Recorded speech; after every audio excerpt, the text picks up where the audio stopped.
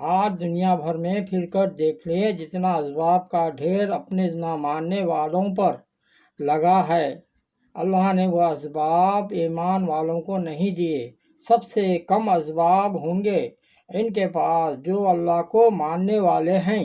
بلکہ اتنا ہی نہیں، جب اللہ رب العزت کسی نبی سے کام لینے کا ارادہ فرماتے ہیں تو ان کے اسباب کو کم سے کم کرتے چلے جاتے ہیں، یہاں تک کہ جو سبب ان کے ہاتھ میں رہ جاتا ہے اس کو اتنی بھیانک شکل عطا فرماتے ہیں اور اتنی بھیانک شکل اسے دیتے ہیں کہ وہ جو اس اسباب کے منافع اور اس اسباب کے فائدے اور ان سے اپنی حاجتوں کے پورا ہونے کی تفصیل بیان کرتے ہیں، وہ اب ان اسباب سے ڈر کر بھاگتے ہیں اور اس سے پناہ مانگتے ہیں۔ موسیٰ علیہ السلام پر ان کے سبب کو اتنا بھیانک بنایا، اتنا بھیانک ان کے سبب کو بنایا کہ وہی نہیں جن کے پاس اسباب تھے وہ بھی ڈرے اور جن کے ہاتھ میں یہ سبب تھا وہ بھی ڈرے۔ بات یہ ہے، بات یہاں سے چلی گی۔ انبیاء علیہ السلام اللہ رب العزت کے یہاں دعوت دینے والے کب شمار کیے جاتے ہیں، انتخاب اللہ کی طرف سے اس پر ہوتا ہے کہ دیکھیں تم اسباب کا کتنا یقین لے کر چل رہے ہو، اسباب کا کتنا تاثر لے کر چل رہے ہو۔ اگر اسباب کے تاثر سے چل رہے ہو کہ ہمارے یہاں کام کی شرطوں میں سب سے پہلی شرط یہ ہے کہ ہم جس کام کے لیے بھیجیں اس میں اسباب کا خوف بالکل نہیں ہونا چاہیے۔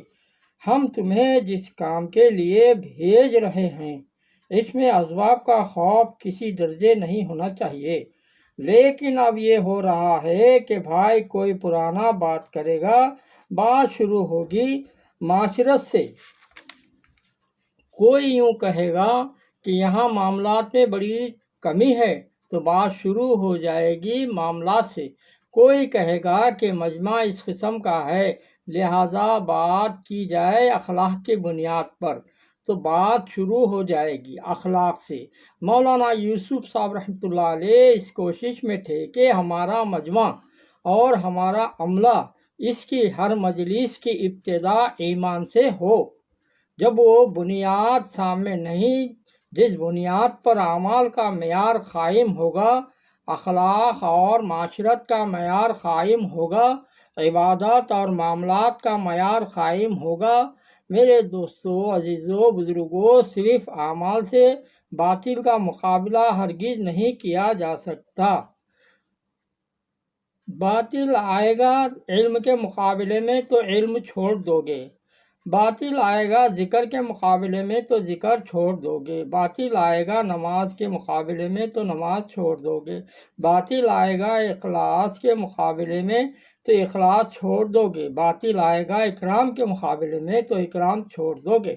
مولانا یوسف صاحب رحمۃ اللہ علیہ فرماتے تھے، غیروں کے مقابلے میں مسلمانوں کو عمل سے نہیں چمکایا جائے گا بلکہ یقین سے چمکایا جائے گا۔ میرے دوستو، عزیزو، بزرگو، بات یہ ہے بھائی بات ٹھیک ہے کہ تمہاری مسجد میں 100% نمازی ہو گئے، لیکن ان سے 100% نمازیوں کی نماز وہاں تک ہے جہاں تک کوئی دنیا کا سبب یا کوئی قوت، کوئی مخلوق ان کے مقابلے میں نہ آ جائے، اس لیے کہ ہم نے عمل سیکھا، یقین نہیں سیکھا۔ اب حکومتیں آئیں گی علم کے مقابلے پر، تمہارے پاس کوئی مقابلے کی چیز نہیں، تم یوں کہو گے کہ 4 باتیں ہم تمہاری مان لیتے ہیں اور 4 باتیں تم ہماری مان لو، یہ خدا کی قسم ناکامیابی کا راستہ ہے۔ کسی نبی نے آ کر اپنی قوم سے اللہ کے اوامر کے مقابلے میں کبھی دوستی نہیں کی۔ ہم اس پر چل رہے ہیں کہ چلو 4 باتیں ہم تمہاری مان لیتے ہیں اور 4 باتیں تم ہماری مان لو۔ طائف کے قبیلے ثقیف نے آ کر کہا کہ اچھا ہم اس بات پر اسلام لاتے ہیں کہ ہم اپنے بت کو باقی رکھیں گے 1 سال تک۔ حضور صلی اللہ علیہ وسلم نے کہا ایک منٹ بھی اس کو باقی نہیں رکھیں گے۔ ہاں یہ نہیں ہوگا کہ شرک کے ساتھ اعمال کو کرو۔ وہ نماز پر راضی ہو گئے تھے، لیکن وہ یوں کہتے تھے ہمارا بت باقی رہے گا۔ حضور صلی اللہ علیہ وسلم نے فرمایا نہیں، تمہارا بت ہم توڑوائیں گے کہ اعمال کے ساتھ شرک نہیں چلے گا۔ انہوں نے کہا جی ٹھیک ہے، پر ہماری قوم ابھی اس سے مانوس نہیں ہے، جب قوم مانوس ہو جائے گی تب بت کو توڑ دیں گے۔ آپ صلی اللہ علیہ وسلم نے فرمایا کہ نہیں، یہ تو پہلے دن ہی کرنا پڑے گا۔ اب بات کیا ہے میرے دوستو؟ سچی بات یہ ہے کہ تم حکومت کے یقین کے ساتھ اعمال کر لو گے تو حکومت کے یقین کے ساتھ تلاوت کر لو گے، حکومت کے یقین کے ساتھ تم ذکر تسبیح پوری کر لو گے، لیکن جب اعمال کے مقابلے میں باطل طاقتیں آئے گی تو قسم کھا کر کہتا ہوں کہ اعمال والے اعمال چھوڑ دیں گے، ذکر والے ذکر چھوڑ دیں گے، علم والے علم چھوڑ دیں گے۔ بات کیا ہے؟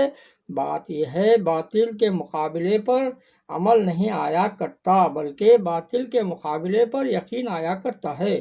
پھر جو اعمال یقین والے ہوں گے وہ مقابلہ کریں گے، تمام اسباب کا یقین والے اعمال کریں گے، مقابلہ اسباب کا، ورنہ اعمال کا اسباب سے کوئی مقابلہ نہیں، اس لیے کہ اس کے پاس عمل کی شکل ہے اور اس کے پاس کارخانوں کی شکل ہے۔ شکل کے مقابلے پر شکل آ گئی، جب شکل کے مقابلے پر شکل آئے گی تو اس سے ایک شکل کو چھوڑ دیا جائے گا۔ کون سی شکل کو چھوڑا جائے گا؟ جو شکل موجود ہے کہ نماز پر اللہ یہ دیں گے، یہ موجود شکل کو اختیار کرے گا، موجود شکل کو چھوڑ دے گا۔ موجود شکل کیا ہے؟ موجودہ شکل کارخانے ہیں، دکانیں ہیں، ملازمت ہے، زمینیں ہیں، حکومتیں ہیں، زراعتیں ہیں، سرمایہ داریاں ہیں کہ نقشے ہیں، یہ تمام کی تمام موجود شکلیں ہیں۔ اور موجود شکل کیا ہے؟ یہ نماز ہے، ذکر ہے، تلاوت ہے، یہ اعمال صالح ہے، یہ ساری کی ساری موجود شکل ہیں۔ اگر یقین نہ بدلے گے تو موجودہ شکلوں کے مقابلے میں موجود شکل کو چھوڑ دیا جائے گا۔ اس لیے امت کے اندر جو دین آ رہا ہے وہ ناقص آ رہا ہے۔ اس ناقص دین پر اللہ کے وعدے نہ کبھی پورے ہوئے ہیں نہ کبھی پورے ہوں گے، اس لیے کہ اللہ رب العزت کے طرف سے میرے دوستو، عزیز بزرگوں، کامیابی کا جو وعدہ ہے وہ کامل دین پر ہے۔ ہمارا دین جزوی ہے، اس لیے کہ دین ہماری زندگیوں میں دعوت کے راستے سے نہیں آ رہا ہے، ہم دعوت دیتے ہیں اعمال کی۔ دیکھو مولانا یوسف صاحب رحمۃ اللہ علیہ فرماتے تھے کہ جب دعوت دی جائے گی ایمان کی تب دین یقین کے راستے سے زندگیوں میں آئے گا۔ ہم بلا رہے ہیں صرف اعمال کی طرف، اور اذان میں پہلے ہے بڑائی پر، پہلے بلایا الواحیت پر، پہلے بلایا شہادت پر، پہلے بلایا کہ اگر تم عمل سے پہلے یقین پر نہیں بلاؤ گے تو اس عمل پر استقامت نہ ہوگی، اور اگر یہ اس عمل پر ہے تو موجودہ شکل موجود شکل کو آ کر ختم کر دے گی۔ دیکھو میرے دوستو، اگر یقین نہیں سیکھا تو ہمارا دین جزیہ ہوگا۔ جزیہ دین کے کہتے ہیں، جزیہ دین کسے کہتے ہیں؟ جزیہ دین اس کو کہتے ہیں کہ ہم دنیا کے ساتھ مل کر اپنے لیے ایک دین مرتب کر لیں کہ میرے ماحول میں اتنے دین پر چلنا مناسب ہے، یہ حالات کا دین، یہ ماحول کا دین، یہ سیاست کا دین، یہ سارے کے سارے دین وقتی ہیں، یہ سارے دین جزیہ ہیں، اس پر نہ کبھی اللہ نے کامیاب کیا اور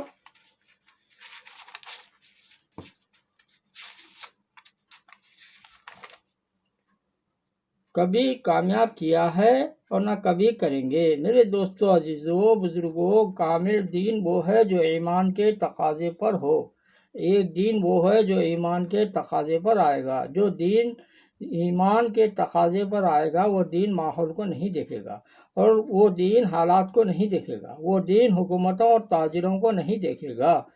کیونکہ دین آ رہا ہے اندر کے تقاضوں پر. ماحول سے ایمان والا دین ٹکرایا کرتا ہے. بغیر ایمان والا دین کبھی ماحول سے نہیں ٹکرائے گا، بلکہ بغیر ایمان والا دین ماحول کے پابند ہو کر چلے گا. اس لیے ہمارے دین جزیہ ہے کہ ہمیں اپنے دین سے کامیابی کا یقین نہیں، اس لیے ہمارا دین جزیہ ہے. کامل دین کسے کہتے ہیں؟ کامل دین اس کو کہتے ہیں کہ میرا اللہ مجھے اس وقت کیا چاہ رہا ہے، کہ جو میرا اللہ مجھ سے اس وقت چاہ رہا ہے وہ حضور صلی اللہ علیہ وسلم کے طریقے کے مطابق اس وقت ہو رہا ہے کہ نہیں ہو رہا ہے. اس کا نام دین ہے. اب بات کیا ہے؟ اب بات یہ ہے کہ سب سے پہلے کام دعوت کے ذریعے اپنے یقینوں کو بنانا ہے. دعوت اصل میں یقین کی تبدیلی کے لیے ہے، اور دعوت خود داعی کے لیے ہے. دعوت کسی کے لیے ہے؟ دعوت خود داعی کے لیے ہے. دعوت مدعو کے لیے بات کا درجہ ہے، دعوت خود داعی کے لیے ہے. کلمہ لا الہ الا اللہ کی دعوت خود اپنے یقین کی تبدیلی کے لیے ہے. اللہ سمجھ عطا فرمائے. سبحان اللہ.